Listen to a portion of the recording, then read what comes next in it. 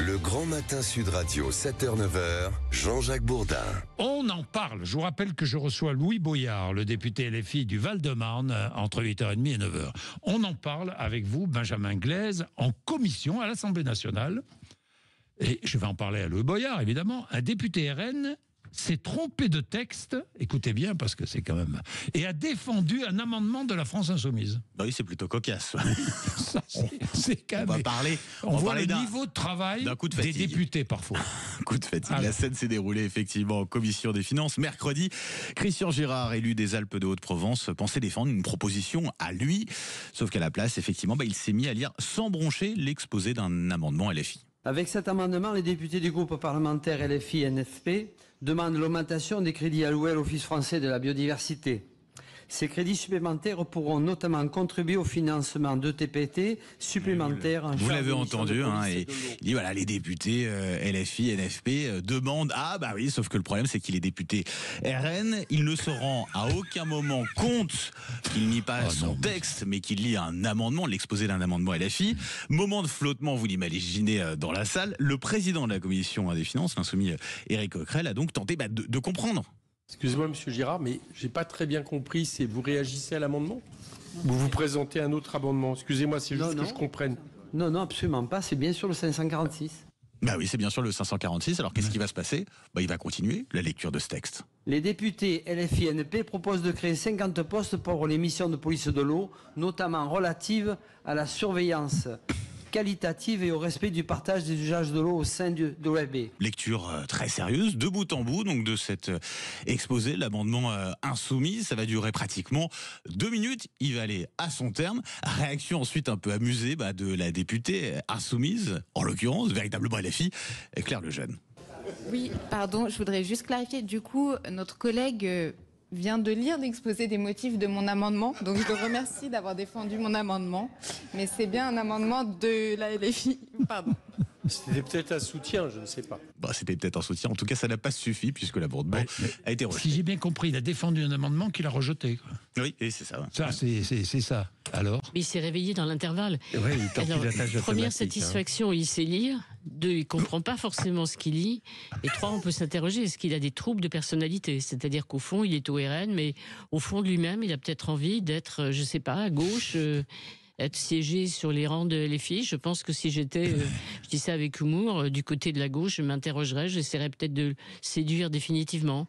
Ou alors, il faut lui donner la bonne adresse d'un neurologue, parce qu'il a des absences. Trouble le comportement, ou voilà, je pense que c'est ça. Député des Alpes de Haute-Provence. Mais ça, on n'a jamais vu quand même, parce que... Mais dites-moi, c'est le niveau... Est-ce que on l'a jamais vu? Il est fatigué, il est peut-être fatigué. Une longue expérience de... Il est peut-être fatigué, ce député. Il est peut-être fatigué. Je pense qu'il faut mettre ça sur le compte de la fatigue.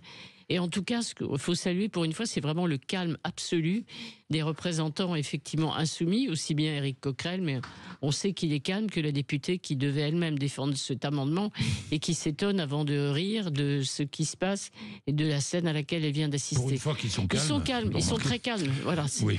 Non, Arlette, on peut avoir des moments de déconcentration, des lapsus, etc. Mais là, le type, ce que vient de nous faire écouter Benjamin, pendant 2 minutes, lit quelque chose. Il défend cet amendement. Absolument pas. Il est complètement déconnecté de son travail. Il ne sait pas ce qu'il dit. Donc là, il y a vraiment, à mon avis, si on écarte l'hypothèse, si on écarte l'hypothèse médicale, et là effectivement il devrait consulter, il y a un problème de qualité de parlementaire, quoi. Enfin, il y a vraiment un délitement de la fonction. Il y a un délitement pour arriver de la fonction à ça, parlementaire. Je sais pas, je pense qu'il faut pas s'appuyer sur un exemple qui est quand même totalement caricatural, car un député RN qui défend, et lui-même il le cite, il dit pas je défends l'amendement 247 alinéa, non, il dit amendement LFI NFP, donc il s'est parfaitement là, il aurait dû se dire est-ce que je suis en train de raconter? Donc il y a vraiment effectivement un problème. Après, le niveau, on a déjà eu cette conversation plusieurs fois. C'est vrai. Moi, je pense que des gens inexpérimentés qui rentrent en politique, qui représentent le peuple, quelle que soit leur appartenance, c'est plutôt bien. Il faut qu'il y ait des gens qui représentent le peuple. Il ne peut pas y avoir que des élites. que des élites, des représentants, des avocats, médecins, fonctionnaires qui soient à l'Assemblée. Après, il faut qu'il y ait un minimum, effectivement, de travail, de compétences. Mais là, franchement, c'est au-delà de ça, Arlette, vous qui êtes observatrice de ça depuis longtemps, vous ne pensez pas que le niveau du débat mais c'est pas propre à la France. Je parlais de Trump tout à l'heure, on le voit. Les États-Unis, une campagne qui finit sur ordures et déchets. Oui, on est dans les ordures maintenant aux États-Unis. Avec le niveau des idées générales, si vous voulez, où on assiste à un repli des peuples sur eux-mêmes, donc à des démagos qui se font suivre sur des idées très grossières. Il y a plus de qualité de débat. On n'est plus sur Voltaire, on n'est plus sur Rousseau. Vous recevez tout à l'heure justement Louis Boyard. Louis Boyard, on en a fait une espèce d'amusement, etc. Oui. Et moi, ce gars-là, je trouve qu'il a au moins le mérite. On n'est pas sérieux quand on a 17 ans, on n'est pas sérieux quand on a 23 ans, et qu'il est...